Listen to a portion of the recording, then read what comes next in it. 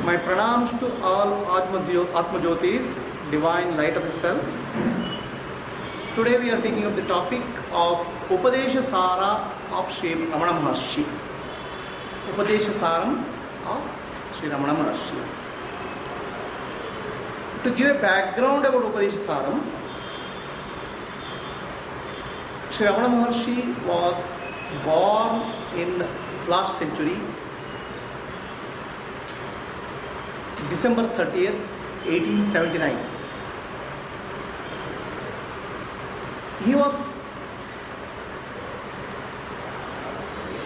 At a young age, probably when he was in high school, he had a question about fear about death.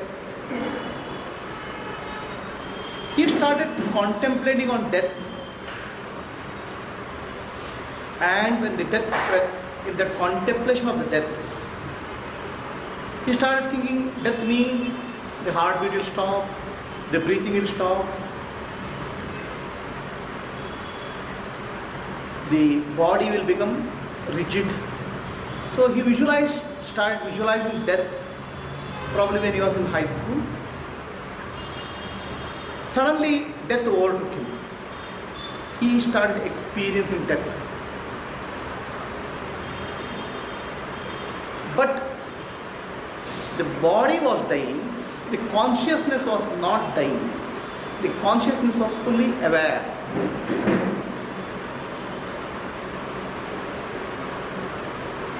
Then he realized that consciousness is different from the body. Even if the body dies, the consciousness doesn't die. The Atma, the awareness never goes. And that experience had a tremendous impact on his life. From that day onwards, he wanted to go and settle in a solitary place, meditate, and spend his life in solitude. His name was Venkatramana. He got into a train, came to the place called Thiruvannamalai, current Thiruvannamalai, dropped his clothes. He was wearing only one piece of loin cloth. Then he meditated in the caves of Thiruvannamalai for several months, not being bothered about the mosquitoes, the bodily needs. The mosquitoes are eating his body, but he was immersed in meditation. And that young boy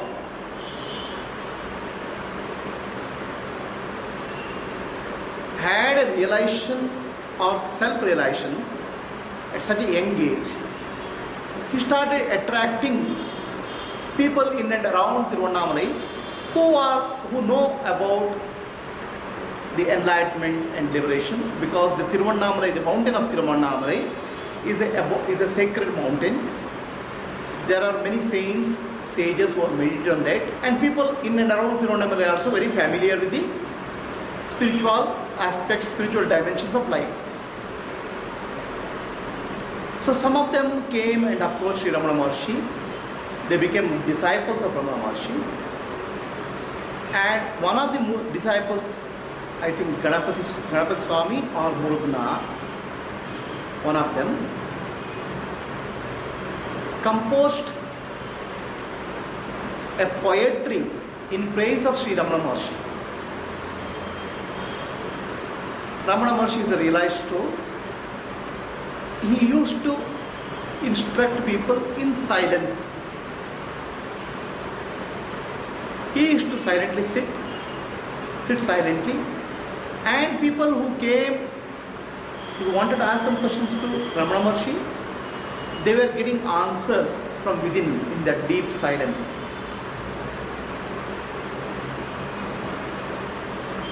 This is similar to the mythological Dakshinamurti. Dakshinamurti is considered as the Adi Guru, or the ancient teacher, primordial teacher, who instructed in silence. Initial days, Ramana Maharshi used to, instead of answering some question, he used to write it on a slate, and people kept a record of that his writing.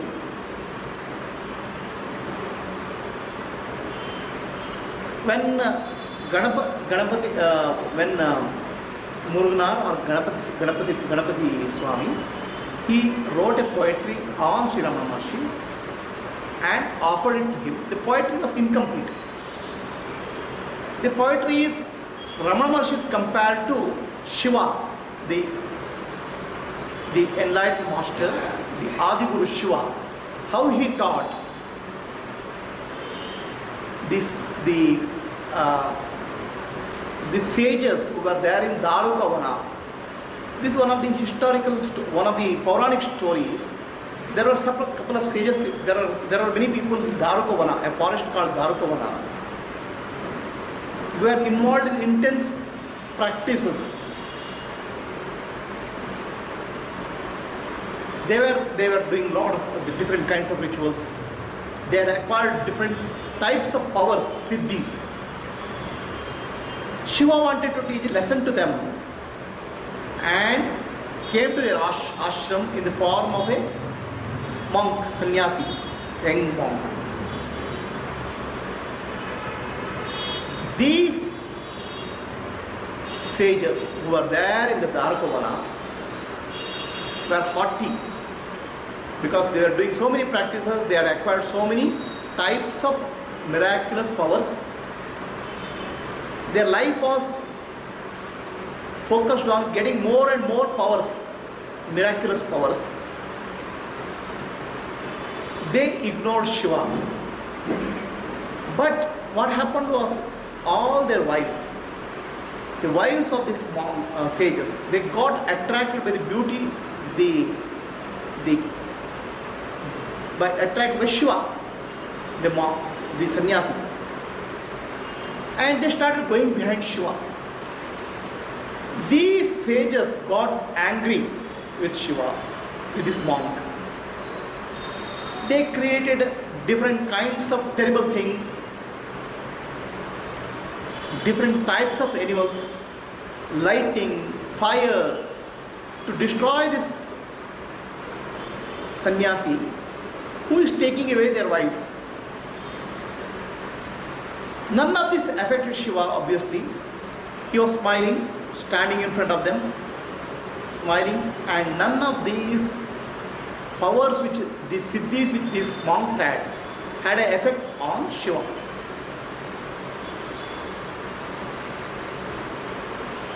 Then these sages prayed to Shiva, please teach us. Use him to be a wise man. Please teach us what is the wisdom which you have. None of our powers, none of our actions are affecting you. Please tell us what is the secret. Then Shiva gave them a teaching. So up to this point of time,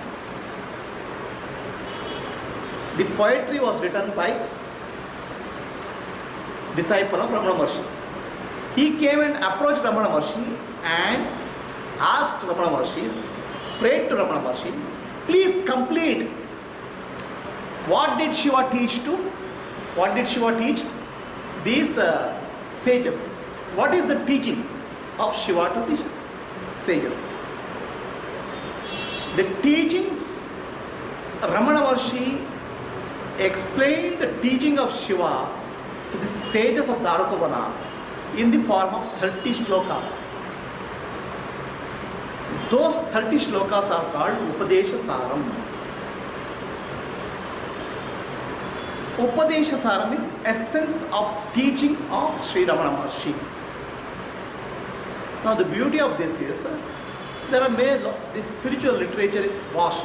There are so many kinds of texts, so many teachings, Bhagavad Gita, Upanishad, Brahma Sutra, there are teachings of Shiva Sutra, many teachings are there. But The essence of spirituality is captured in very few words, in a very precise manner, only in Upanishad. It is the cream of spiritual literature. It is essence of all Upanishads. It is the essence of Bhagavad Gita. It is very difficult for us to go through a lot of different types of spiritual literature and understand. Due to the grace of Sri Ramana Maharshi, the cream of spiritual teachings which somebody has to know are available in the form of Upadesha. I would say all that you require for your liberation or mukti is only these 30 shlokas. Nothing more, nothing less. Every line and every sentence of this teaching is very precise. It addresses one aspect of spirituality. It focuses very sharply on the teachings, on the essence. There is not a single word wasted. There is not a single sentence which is superfluous.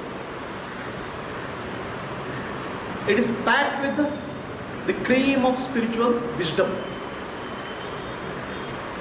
So that is Upadesha Sara. Let us understand the teachings of Sri Ramana Maharshi in the form of Upadesha Sara. Sri Ramana Maharshi's teaching is summarized in Ramana Maharshi tells about Karma Yoga, Bhakti Yoga and Jnana Yoga and self-realization in 30 slokas. If you remember, Bhagavad Gita is about Karma Yoga, Bhakti Yoga and Jnana Yoga. Upanishads are about Jnana. The essence of these teachings of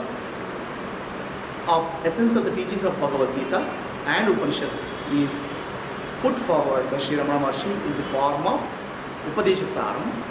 He addresses Karma Yoga, Bhakti Yoga and Jnana Yoga and Mukti, liberation, in a very concise, precise manner which anybody can understand. So let us start the Upadesha Saram.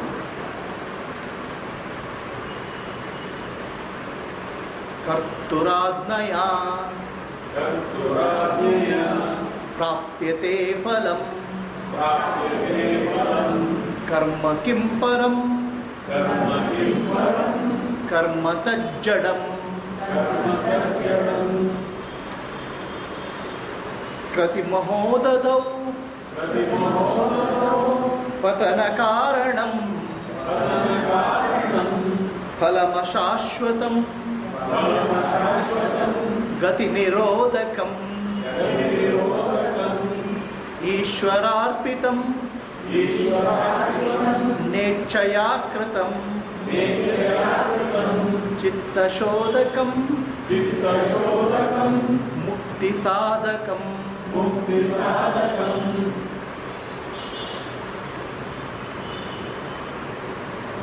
In 3 shlokas, Sri Ramana Maharshi explains the principles of Karma Yoga.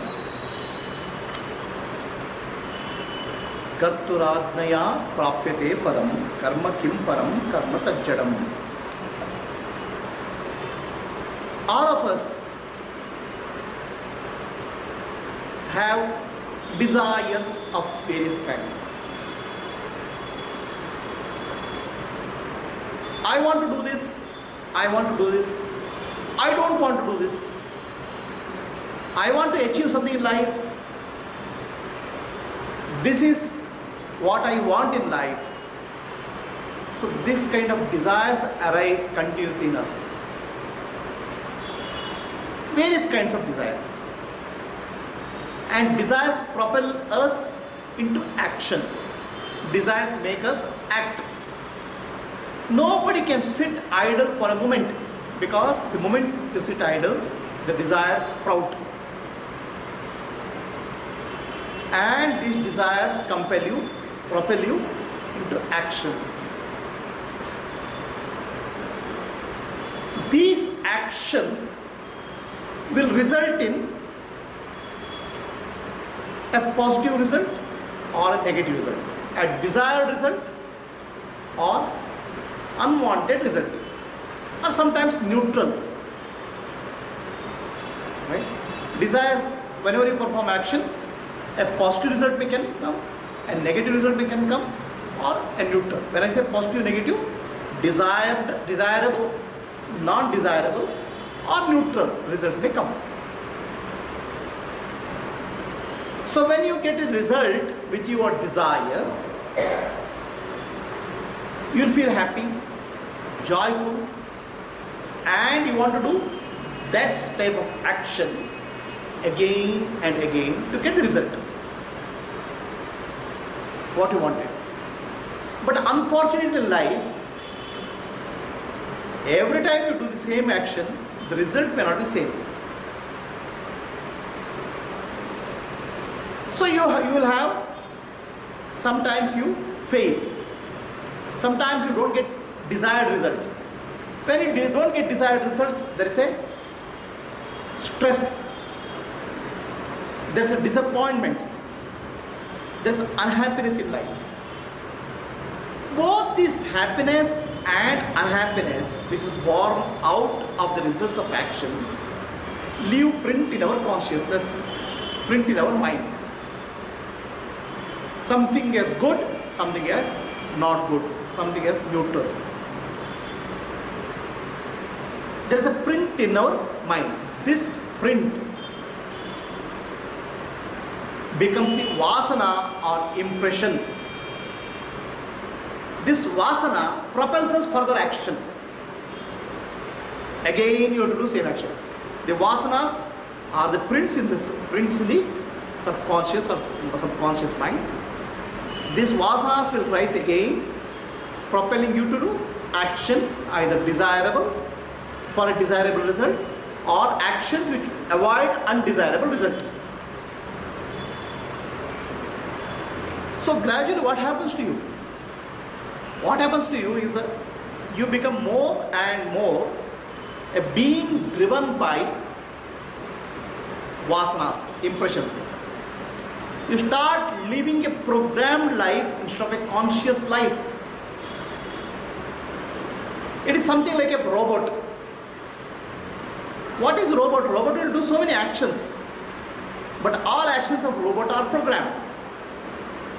A human being also gets programmed by the action which he performs, the result which he gets, the impression which is stored in subconscious, all leading to a compulsive action-reaction cycle which goes on and on and on and on and on. This is what we call as karmic cycle. You are bonded by a karmic cycle. Desires will create impressions, desires will create actions, actions bring results, results will give the impressions, impressions will create become the vasanas, vasanas will become desire again. So this cycle will go on. This is called karmic cycle.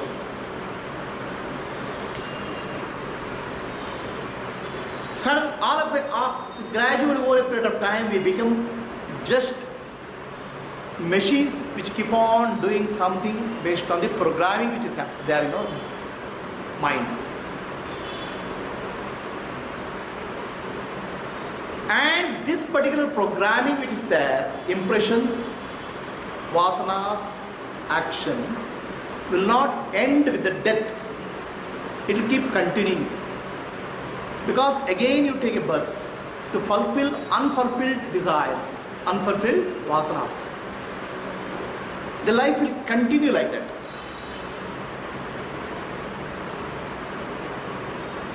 Is there an end to this cycle?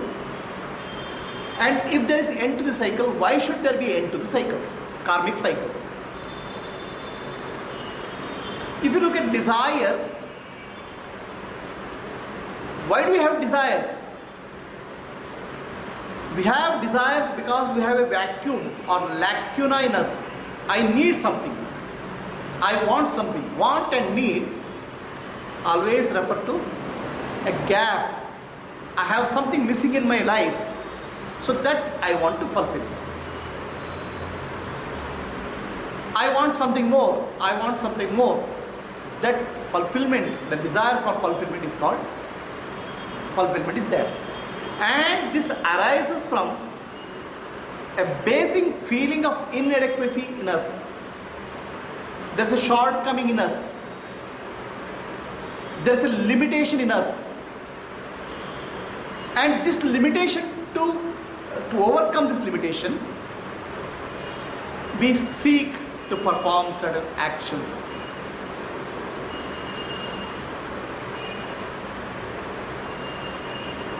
In other words, there is a vacuum in us, there is a shortcoming in us. That shortcoming we try to fulfill through external actions outside. The problem is inside. The manifestation is the form of desires, action is outside. The deep inadequacy we feel inside, the limitation we feel inside, we are trying to drop that by expanding outwards. We are seeking a sort of limitlessness by expansion outside. When I say expansion, it can be getting a job, getting a promotion, becoming more powerful, winning an election, acquiring more money. Somehow we want to expand ourselves. We are seeking expansion by acquiring more and more things. Some people expand in terms of weight, right? By eating more. Somewhere we want to expand in life. This is like filling up a gap inside through some objects. It's like a leaky bucket. Whatever you pour in water, the water leaks away. Unless you plug that hole in the bucket, you cannot hold water. No amount of possessions which you have, no amount of acquisition which you have will remove that lacuna or gap which you feel. The expansion outside is bound to fail. Not in terms of success or failure, but fail to satisfy you. Okay? Even if you have billions of dollars, even if you have the wealth of the whole world, the craving inside will not stop. There's fundamentally something wrong deep inside. That has to be corrected. The correction, doing the correction outside will not help. Most of the time, we are trying to correct the gap inside from the outside world. There was this man who was alcoholic. Every day he used to have a fight with wife. Every day he has a fight with his wife. Finally, one day he promised his wife, from this day onwards I will not touch alcohol. That very evening we went for a party.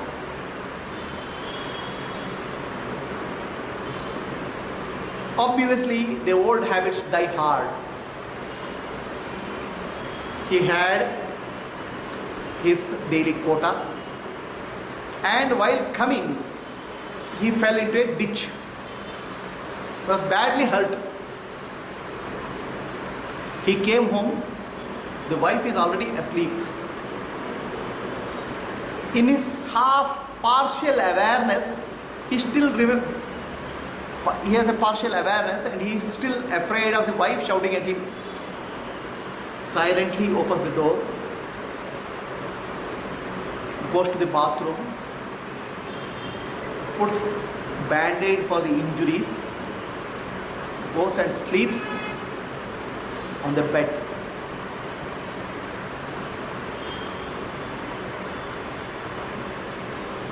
Morning, suddenly is rudely awakened. Wife has poured one bucket of water on his head. He gets up. What happened? Wife tells, you promised me that you will not take alcohol yesterday itself, and again you have taken. This fellow says, no. I was coming on the road, there was an accident and I was injured, that's why I put bandages. And the wife says, is that so? Holds his collar, takes him to the bathroom. Where you have put the bandages? He has put bandages on the mirror. Right? Injury is here, the bandage is on the mirror. Problem in our life is we have a deep inside there's an injury. We try to repair it by external things. We put a band-aid outside. The deep inside injury is our feeling of limitation. We feel very limited. We feel limited by the body. We feel limited by the mind. We feel limited by the intellect. We feel as if we are trapped inside this body. This body appears to be a sort of prison for us. You may not say so. You may enjoy the body, but sooner or later you start experiencing the limitation of the body. And this sense of feeling of limitation, somehow we are not in a position to accept. We want to deny that. And in that process of denial, desires are born.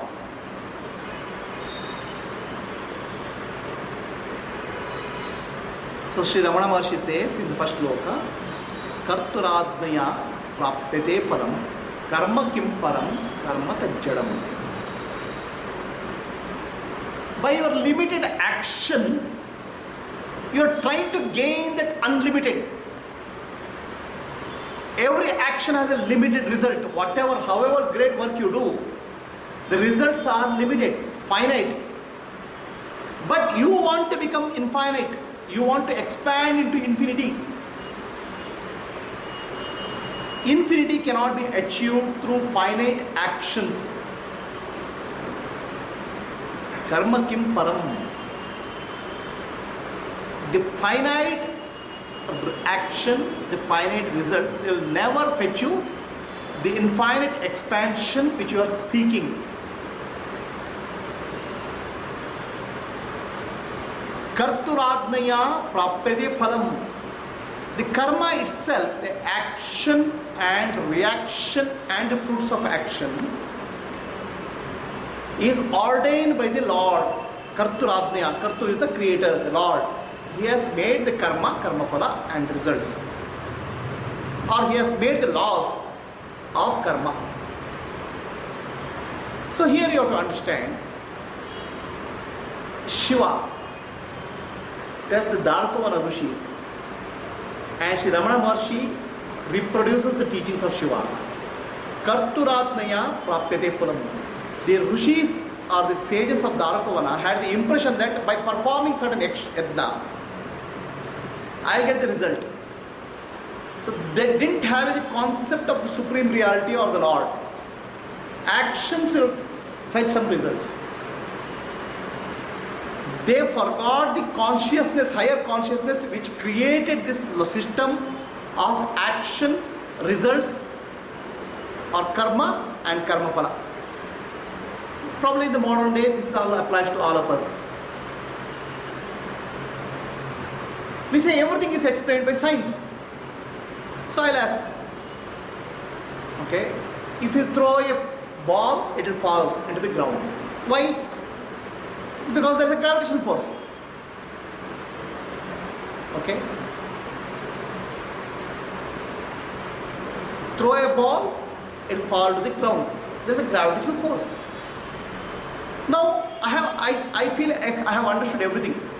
Because the moment I say gravitational force, I have explained everything.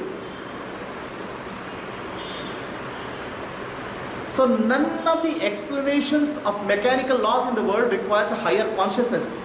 You keep explaining. There's a action and reaction. There's a loss of motion. Everything you say, put a formula and say it's mechanical, it happens. Somewhere we drop out the consciousness from the equation of the physical world. The physical world is run like a machine. Mechanical action, reaction. This happens, that happens. You do this, this will happen because of this law. The world we are trying to explain in terms of mechanical laws, removing the consciousness or higher reality from the purview of discussion.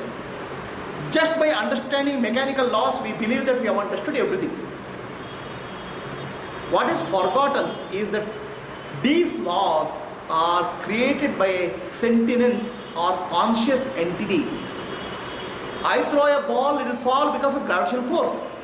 But who created the gravitational force? There is a sentience or consciousness which has created this gravitational force, the laws of the universe. That is forgotten. Everywhere in the science, teaching of science, we focus on laws and equations, forgetting about the consciousness. This has been the way of 16th century science. It went all the way up to 20th century. There's a reason behind this also. What happened was, when the spirit of inquiry became very predominant in Europe, there were some discoveries which were done. For example, one of the scientists discovered that sun is not going around the earth, but earth is going around the sun.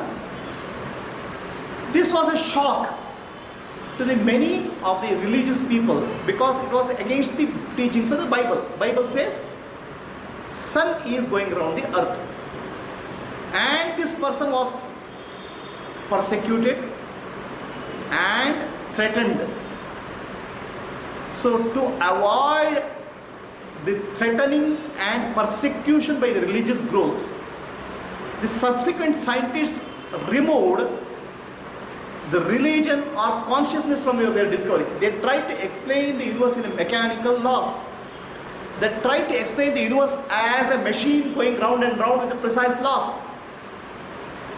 So the mechanical model of the universe developed from 16th century all the way up to early part of the late part of the 19th century. And of course, this model had some advantages. The model gradually led to industrial revolution. Machines, discovery of machines which will perform some actions.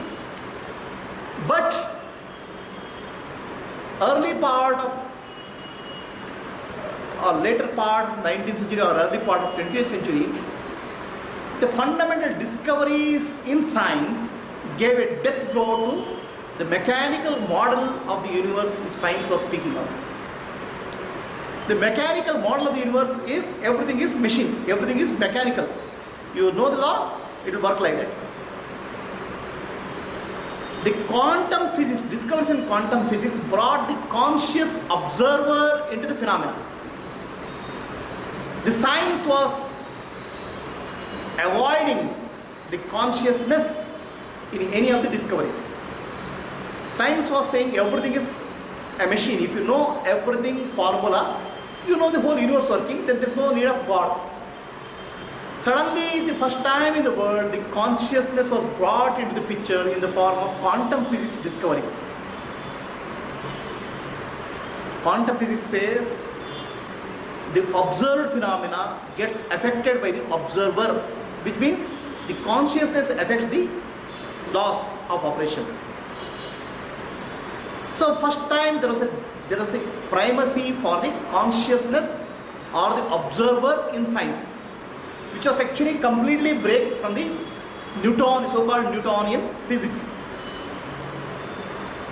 So this is what happened in science. The same thing happened in the religion also. These rishis of Dwarakavana were practicing certain rituals. They said this ritual will bring some result. There's no need for the explanation in terms of a higher consciousness of the Lord. Sri Ramana Maharshi or Shiva, Ramana Shiva, he tells the Rishis that these laws are created by the Chaitanya, the higher consciousness. The law of karma are mechanical in nature, but that mechanical nature of the laws is coming out of the consciousness. Somebody who created this law, that's Ishvara, the Lord. Karturadnaya prapyate phalam. All the results are coming because the Lord has ordained that every action will have certain reaction or result, and the phala will come. So he is pointing to these rishis, sages, that you are spending time in your mechanical model of mechanical actions, rituals. Focus on the higher consciousness. So this is the first teaching. What applies to those sages applies to the modern day world also. In the earlier days, they were using certain rituals to get certain results. Some rituals which will fetch, let's say, somebody wants a child, some ritual will help you to get a child. If you want to go to heaven, some ritual will help. If you want to destroy your enemy, some rituals will help. So they are focused on more on action, which will fetch some results, forgetting about the consciousness which created this consciousness who created laws. The same thing happened to us also. We lost ourselves in performing or doing something mechanically, forgetting the consciousness which created this whole system. What applied to those sages applies to us also. Karturatmaya prapyate phalam karma kimparam karma tajjadam. Through actions you are trying to attain the infinite. Through the actions you are trying to expand yourself into infinity. What applies to them applies to us also. They try to expand by acquiring some powers. We try to expand by acquiring certain powers. That can be Facebook, that can be mobile phone, that can be television, that can be aircraft. But all of these have limitation, that no matter how hard you try, no matter how hard you expand in the outer world, still the lacuna inside you will not go away. There will be gap in your mind which will never be fulfilled. You will never feel fulfilled to these external things. This is the first teaching. Will the child have this feeling of shortcoming? Will the child have a feeling of shortcoming is the question. See, the child which is born, okay. If you see, every child which is born knows how to take milk from the mother, knows how to cry. It has some inherent tendencies. Okay? The inherent tendencies come from the biological programming, the physical body. The child also carries the psychological programming, which is carried from one life to other life. This is called vasanas, impressions which are there inherently in the child. So these vasanas will sprout up as the child grows up. So child inherently carries certain impressions. That's why it is born. So those impressions will sprout up. Okay? It may manifest as different things, but ultimately there's a carry forward from the earlier life. Yes? About the cycle, karmic cycle. For example, if I want money, I do some karma, I go after that. But if the desire is for there is something, you said, lacking in me. Lacking in me. I perform the action of going to satsang, and I get something there. So it is the same as that earning money. Similar. See, the essentially, I mean, the question is, some people are trying to earn money. Some people try to earn name, fame, power. Some people go to satsang. Okay, is satsang in the same caliber as action. All actions are alike, or there are some actions which are different kind. So the action, any action, whether it's going to satsang or acquiring money or acquiring power, is born out of ignorance, born out of lacuna inside. The cause is same, but effect is different. Okay. So what happens is that in satsang, there is a possibility that your awareness increases. Okay. The ignorance gets burnt. You started act of going to satsang out of ignorance. The satsang, what you listen there, the wisdom, the company, the prayers, may have a positive impact on your mind. They purify the mind so that the impression which was there, impression of vacuum which was there, lacuna which is there, that may disappear. The satsang is a different kind of action. Going to satsang is different kind of action compared to a mechanical other kind of action. So I will say the actions are two types: a horizontal action and a vertical action. A horizontal action and a vertical action. It's a cross. Sorry? No, not sleeping and standing. A horizontal action is keep you propelled. Your action, reaction, action, reaction. It is a horizontal cycle. You don't come out of that. A vertical action is action which can pull or uplift your consciousness. Actions which don't add your evolution, I can classify as a horizontal. They keep you in a state of ignorance. No matter what you do, it will keep you in a state of ignorance. There are certain actions which can uplift you, okay, which can raise your awareness, raise your consciousness.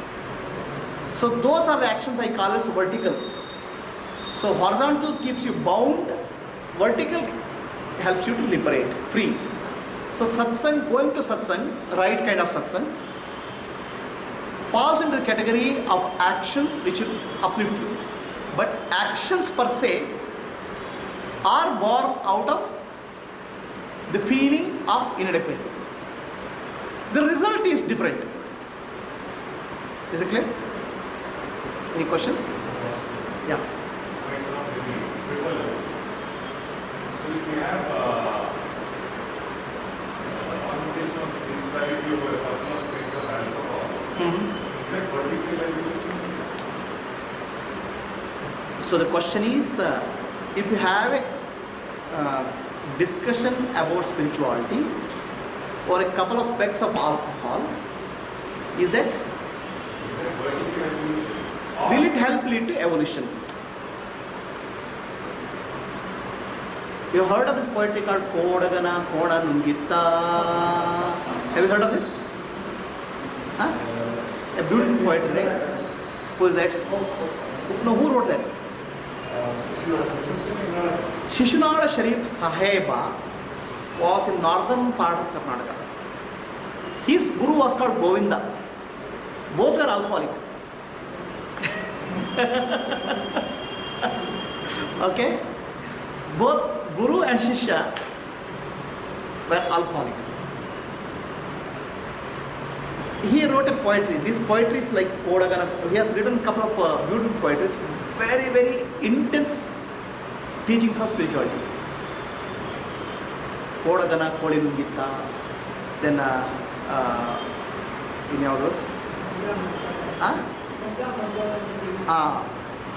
so different poetries, each of them have intense experience of spirituality explained through poetry.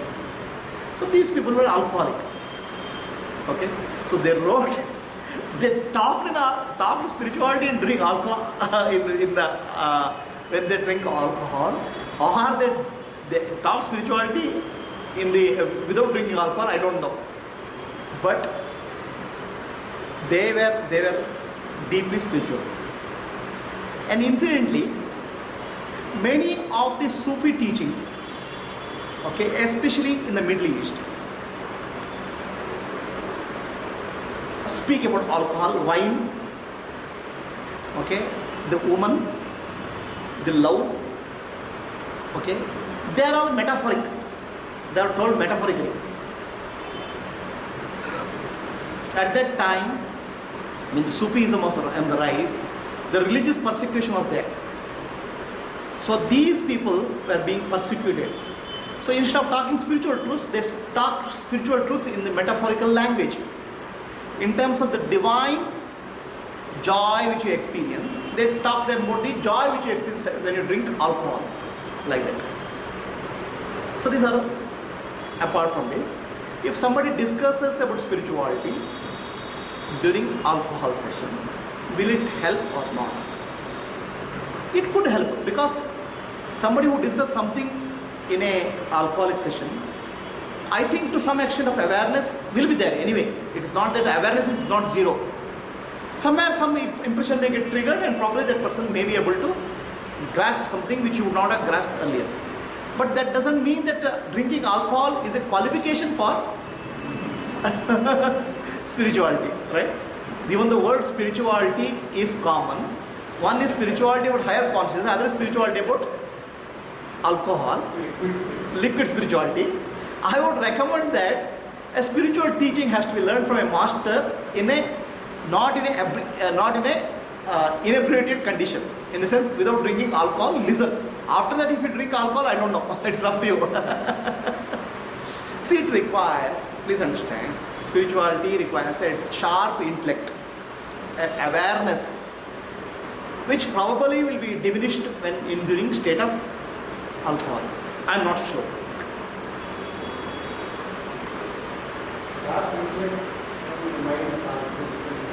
The mind itself, what is sharp intellect and the mind? Are they different or not? So the mind in Sanskrit is called manas. Okay? It's a single organ, single instrument performing different functions.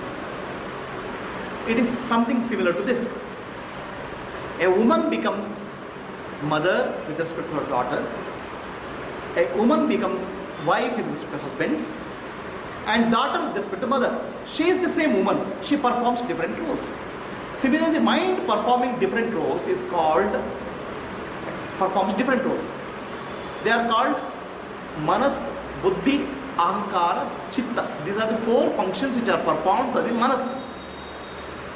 The manas is actually conceptualizes. Okay, it doesn't understand but conceptualizes. Buddhi is the decision maker. Ahankara is the ego principle. Chitta is the memory. These are the functions performed by one entity called manas. Okay. Hierarchically, the buddhi or the intellect is a higher function compared to manas. It's a decision maker.